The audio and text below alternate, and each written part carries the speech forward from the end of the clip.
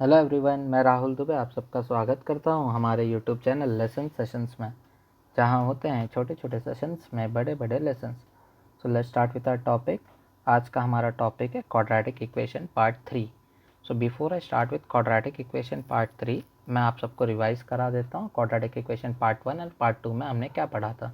तो जैसे कि हम सब जानते हैं, किसी भी इक्वेशन का सबसे बड़ा पावर या सबसे बड़ी डिग्री अगर 2 हो तो हम उस इक्वेशन को क्या कहते हैं? Quadratic equation. क्वाड्रेटिक इक्वेशन को लिखने का जनरल फॉर्म होता है ax² + bx + c = 0। किसी भी क्वाड्रेटिक इक्वेशन को सॉल्व करने के 3 तरीके होते हैं। The first one is factorization method, जो हमने पार्ट 1 वीडियो में देखा था। The second one is formula method, जो हमने पार्ट 2 वीडियो में देखा था। और आज हम अपने पार्ट 3 में देखेंगे how to solve quadratic equation using completing the square method. तो आज का हमारा टॉपिक है solve quadratic equation using completing the square method। सो आज का हमारा टॉपिक है solve quadratic equation using completing the square method। जैसे कि आप सब लोग ने देखा है, पार्ट 1 में हमने फैक्टराइजेशन मेथड देखा था यूजिंग 2 एग्जाम्पल। सेम वे से हमने फार्मूला मेथड सीखा using 2 examples, and the same way मैं कंप्लीटिंग द स्क्वायर मेथड भी आपको एकदम अच्छे से समझाऊंगा यूजिंग 2 एग्जांपल्स। सो हम मूव करते हैं हमारे फर्स्ट एग्जांपल की ओर। तो मैं फर्स्ट क्वाड्रेटिक इक्वेशन लिखता हूँ 3x² - x - 10 = 0। Okay, so quadratic equation को सॉल्व करना using completing the square method के कुछ फिक्स रूल्स है, जो मैं आपको इस एग्जांपल के थ्रू समझाऊंगा। ओके, तो सबसे पहला टर्म जो आप लोग को याद रखना है, जो आपका थर्ड टर्म होता है, जो आपके सी की वैल्यू होता है, आपको उसे पहले LHS से RHS में भेजना है। तो आपका इक्वेशन हो जाएगा 3x² - x। अगर -10 ये बाजू चला जाएगा तो क्या हो जाएगा? +10। अब इसके बाद जो अक्सर बहुत सारे लोग ये पॉइंट भूल जाते हैं, वो ये है कि x² का कोएफिशिएंट हमेशा 1 होना चाहिए। कंप्लीटिंग द स्क्वायर मेथड के लिए x² का कोएफिशिएंट हमेशा 1 होना चाहिए। लेकिन हम देख रहे हैं यहाँ पे x² का कोएफिशिएंट क्या है? कोएफिशिएंट मतलब x² के आगे का नंबर। बोले x² के आगे नंबर कौन सा है? 3। तो हम क्या करेंगे? डिवाइड, इसे 1 बनाना है, divide both side by 3 we get. मैं इस इक्वेशन के दोनों साइड 3 से डिवाइड कर देता हूँ। तो हमें क्या मिलेगा बताओ ज़रा? 3x² - x तो whole divided by 3 = 10 divided by 3 से क्यों किया? ताकि अब सेपरेट करने पे x² का कोएफिशिएंट क्या हो जाएगा? 1। तो 3x² upon 3 - x/3 = 10 divide by 3। 3 cancel हो गया, हमें x² का कोएफिशिएंट क्या मिला? 1 - x/3 = 10 डिवाइडेड बाई 3। ओके, सो हमें क्वाड्रेटिक इक्वेशन चाहिए था जहाँ पे x² का कोएफिशिएंट क्या होना चाहिए? 1। ओके, 1 मिल गया हमें। अब जैसे कि इस टॉपिक का नाम है कंप्लीटिंग द स्क्वायर मेथड, तो कंप्लीटिंग द स्क्वायर मेथड मतलब होता है हमें अपने LHS को परफेक्ट स्क्वायर बनाना। परफेक्ट स्क्वायर मतलब जैसे a + b the whole square होता है a² + 2ab + b²। In the similar way a - b the whole square क्या होता है? a² - 2ab + b²। तो हमारे पास दो टर्म हैं, जो थर्ड टर्म है वो हमें ढूंढना है यहाँ पे। तो ऐसे बोला जाता है नाउ जो थर्ड टर्म है हम उसको ढूंढते हैं। थर्ड टर्म का फॉर्मूला एकदम सिंपल है, half into coefficient of x the whole square. अब आपको x का कोएफिशिएंट क्या है ये देखना है। तो half into coefficient of x। अभी x के आगे कौन सा नंबर दिखाई दे रहा है? अगर आप ध्यान से देखो तो यहाँ पे मैं आपको चाहिए तो समझाने के लिए बता देता हूँ। अगर आप ध्यान से देखोगे तो बताओ, ये -x/3 है, राइट? आप इसको चाहो तो ऐसे -1/3x लिख सकते हो, बराबर है। तो हम वही बोलेंगे कि आप यहाँ पे x का कोएफिशिएंट क्या है। बहुत सारे बच्चों को लगता है कि -1 है, यहाँ पे -1 नहीं है, -1/3 है। ओके, तो -1/3 द होल स्क्वायर, इसे सिंप्लीफाई करेंगे। 1 इंटू -1 क्या होता है? -1। 3 इंटू 2 क्या होता है? 6। इसका स्क्वायर, अगर माइनस का स्क्वायर हर कोई जानता है, माइनस का स्क्वायर प्लस होता है, 1 का स्क्वायर 1 होगा, 6 का स्क्वायर 36 होगा। तो आपको आपके सम का थर्ड टर्म पता चल गया। तो थर्ड टर्म क्या है आपके LHS का 1/36। तो नेक्स्ट स्टेप है, आपने थर्ड टर्म ढूंढ लिया हमने। तो नेक्स्ट स्टेप बोला जाता है आपको जो थर्ड टर्म मिला आप अपने इक्वेशन के दोनों साइड ऐड कर दो। Adding 1/36 on both side we get. तो इस 1/36 को आप अपने इक्वेशन के दोनों साइड ऐड कर दीजिए। तो क्या मिलेगा हमें बताइए, x² - x/3 - x/3 plus 1/36 is equals to 10/3 है, 10/3 प्लस 1/36। ओके, तो अगर आप अपने LHS को ध्यान से देखो तो इसे थोड़ा मैं पहले सिंप्लीफाई कर देता हूँ सो दैट आप लोगों को समझ में आए। सो अगर आप देखोगे तो ये x द होल स्क्वायर है, बराबर है। तो आप अगर सेकेंड वाले टर्म को ध्यान से देखो, ये 2 इंटू एक्स इंटू 1/6 है, प्लस ये 1/6 द होल स्क्वायर है। आप ध्यान से देखिए, सॉल्व करके देखिए, 2 1 2 3 ज़ा, तो आपका इक्वेशन का जो मिडिल टर्म है -x/3 बच रहा है। 1/36 को आप 1/6 द होल स्क्वायर लिख सकते हो। तो बेसिकली ये कौन सा फॉर्मूला है, ये फॉर्मूला है a² - 2ab प्लस b² का, राइट। तो अगर आप LHS को ध्यान से देखो, जो हमने थर्ड टर्म फाइंड आउट किया है उसे ऐड करने के बाद LHS में आपका जो लेफ्ट हैंड साइड था वो परफेक्ट स्क्वायर बन चुका है। वो किसका फॉर्मूला बन गया है, a - b the whole square का, a - b the whole square का।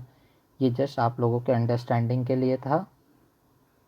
तो हमें हमारा LHS की वैल्यू पता चल गई है। हमारा LHS की वैल्यू क्या है, ये बेसिकली क्या है बताओ ज़रा। अभी हम थोड़ा इसे सिंप्लीफाई फॉर्म में लिख देंगे, x² माइनस ये 2 इंटू क्या है ये x into 1/3 sorry 1/6 plus 1/6 the whole square है, राइट। और RHS को सिंप्लीफाई करिए। अब बेटर देखो, बेस्ट वे क्या होता है, हमेशा left hand side right hand side में सिंप्लीफाई करने का बेस्ट वे क्या होता है। तो ऑलवेज जब भी आपका डिनोमिनेटर अलग अलग होता है, जैसे कि आप यहाँ पे देखोगे तो 10 के बेस में क्या है 3, इन द सेम वे 1 क्या है 36। तो 3 और 36 दो अलग अलग नंबर है। तो मोस्टली बच्चे क्या सोचते हैं कि क्रॉस मल्टीप्लाई करना चाहिए। मैं हमेशा सजेस्ट करूँगा आप ट्राई करो कि आपका डिनोमिनेटर सेम हो सकता है क्या। सो अगर आप देखो तो यहाँ पे हम डिनोमिनेटर को सेम कर सकते हैं, इंटू 12 ओके। तो अगर आप देखोगे तो डिनोमिनेटर मैंने 12 से मल्टीप्लाई किया, ऊपर भी 12 से मल्टीप्लाई किया। ओके, तो अभी आप देखोगे तो बेस आपका सेम हो चुका है। तो आप क्या बोलते हैं, 10 × 12 इज़ 120 प्लस 1/36।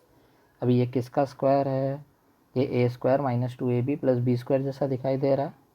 तो x minus a - b the whole square मतलब x - 1/6 द होल स्क्वायर। यहाँ पे क्या मिल गया 121/36।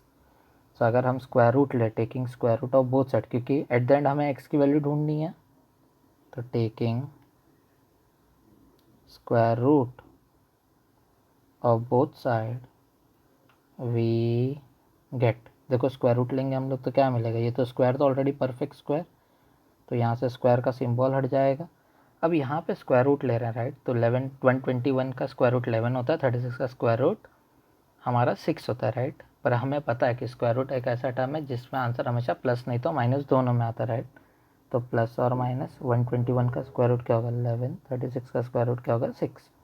तो इसके दो पॉसिबिलिटी है कि x - 1/6 का आंसर या तो 11/6 है, नहीं तो सेकंड पॉसिबिलिटी क्या है x - 1/6 का -11/6 है। यस, दोनों पॉसिबिलिटी को चेक कर लेते हैं हम लोग।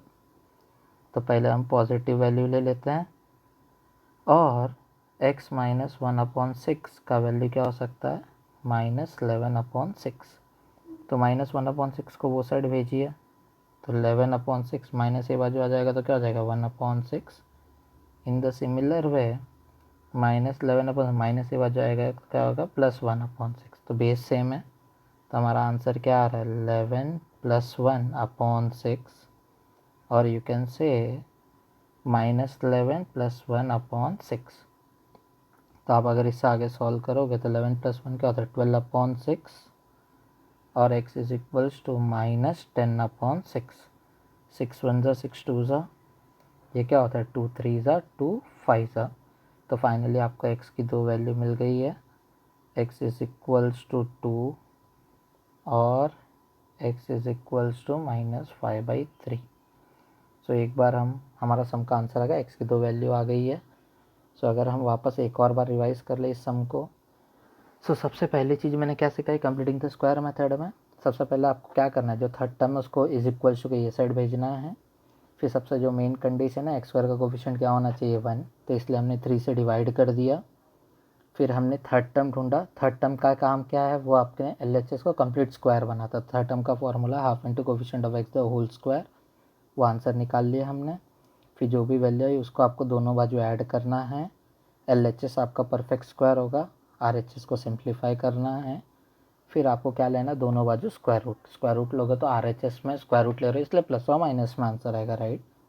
फिर उसे आके एक पॉजिटिव केस को कंसिडर करो अलग से, नेगेटिव को कंसिडर करो अलग से, और दोनों टर्म्स को अगर आप सिंप्लीफाई करोगे तो आपको x की 2 वैल्यूज़ मिल जाएंगे।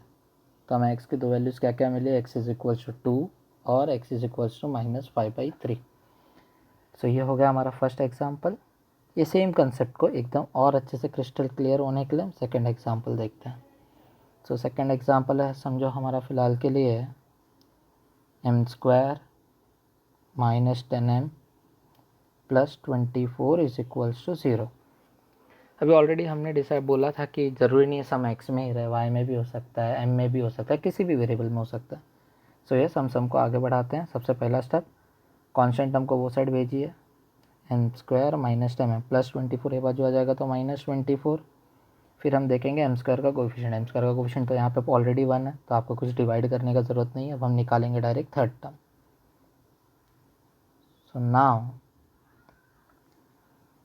थर्ड टर्म का फॉर्मूला क्या है, half into coefficient of x नहीं, सम m में है, m द होल स्क्वायर, तो हाफ इंटू कोएफिशिएंट ऑफ, ये वाला सम सिंपल है, m का कोएफिशिएंट डायरेक्ट दिखाई दे रहा है -10, तो होल स्क्वायर 2 1 2 5 सा, तो आपका आंसर क्या हो गया, therefore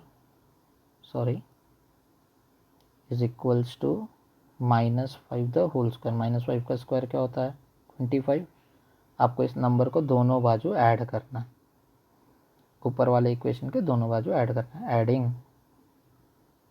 adding 25 on both side we get, बोलो ऐड करेंगे तो क्या मिलेगा, therefore m² -10m + 25 is equals to -24 + 25। Okay, ये सम काफ़ी सिंपल है, आप इसे लिख सकते हो m² -2 इंटू m इंटू 5 + 25 को आप लिख सकते हो ये 5 का स्क्वायर। ओके, -24 + 25 क्या होता है 1।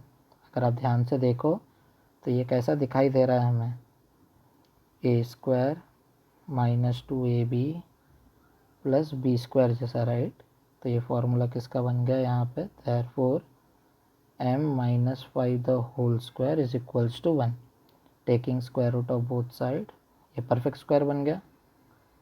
Taking square root of both side we get, बोलो स्क्वायर रूट लेने पे हमें क्या मिल रहा है, therefore m -5 is equals to plus और माइनस, स्क्वायर रूट ले रहे हैं, 1 का स्क्वायर रूट 1 होता है, तो दो पॉसिबिलिटी बन गई पिछले सम की तरह, m -5 इज इक्वल्स टू 1 और m -5 इज इक्वल्स टू -1। -5 को उस तरफ भेजिए तो -5 यहाँ पर आएगा तो +5। इन द सिमिलर वे -5 को इस तरफ भेजिए +5 हो गया, right. Therefore m is equals to 1 + 5 क्या होता है 6 और m इज इक्वल्स टू -1 + 5 क्या होता है 4। तो हमें इस क्वाड्रेटिक इक्वेशन की दो वैल्यू मिल गई है, 6 नहीं तो 4। ओके, सो इस वजह से हमने क्या सीखा आज के लेक्चर में, आज के इस पर्टिकुलर वीडियो में, कि हम क्वाड्रेटिक इक्वेशन को कैसे सॉल्व करते हैं using completing the square method. So thank you so much for watching this video. अगर वीडियो अच्छी लगी हो तो लाइक कीजिए, सब्सक्राइब कीजिए एंड सबसे इम्पॉर्टेंट बेल आइकॉन क्लिक कीजिए, सो दैट लेसन सेशन की लेटेस्ट वीडियो आप सभी को मिलती रहे।